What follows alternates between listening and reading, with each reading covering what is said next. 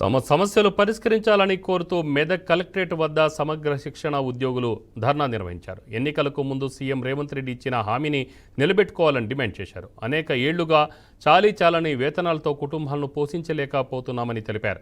ఇప్పటికైనా ప్రభుత్వం స్పందించి తమకు న్యాయం చేయాలని వారు కోరారు.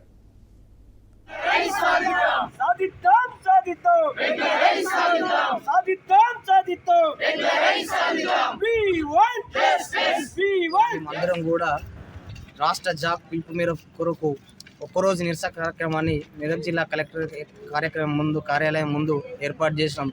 ఇందులో ఎస్ఎస్ఏ కుటుంబ సభ్యులం అందరం కూడా మాకు గత సంవత్సరం 2023 సెప్టెంబర్ వరంగల్ హన్మకొండలో అప్పటి TPCC president working president Revanth Reddy గారు ఇచ్చినటువంటి హామీ మేరకు కాంగ్రెస్ ప్రభుత్వం అమల్లోకి వచ్చిన వెంటనే నేను మీ సమస్యను ఛాయ్ తాగినంత సేపట్లో సచివాలయానికి పిలిపించి మీ జాకు అధ్యక్ష ప్రధాన కార్యదర్శులను కూర్చుండబెట్టి వారితో మాట్లాడి మీ సమస్యను ఛాయ్ తాగి లోపు మీ సమస్యను పరిష్కరించి మీకు పంపించి రెగ్యులరైజ్ చేస్తామని హామీ ఇచ్చారు.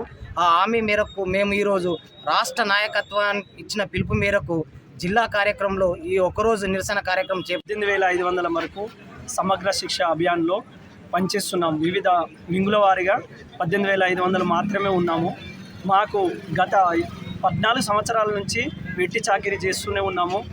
చాలని జీతాలతో మా కుటుంబాలని నెట్టుకొస్తున్నాము. ప్రస్తుతానికి చాలామంది మరణించడం జరిగింది. ఒక్క కుటుంబంలో మా పిల్లలకు కానీ మా పెద్దలకు కానీ చిన్న జ్వరం వచ్చినా ఒక హాస్పిటల్ కానీ తీసుకెళ్తే 5,000 నుంచి 10,000 వరకు ఖర్చు వస్తుంది. మాకు వచ్చేటియే 15,000, 12,000, 14,000, 19,000. హైయెస్ట్ సాలరీ 19,000 మాత్రమే ఉన్నది.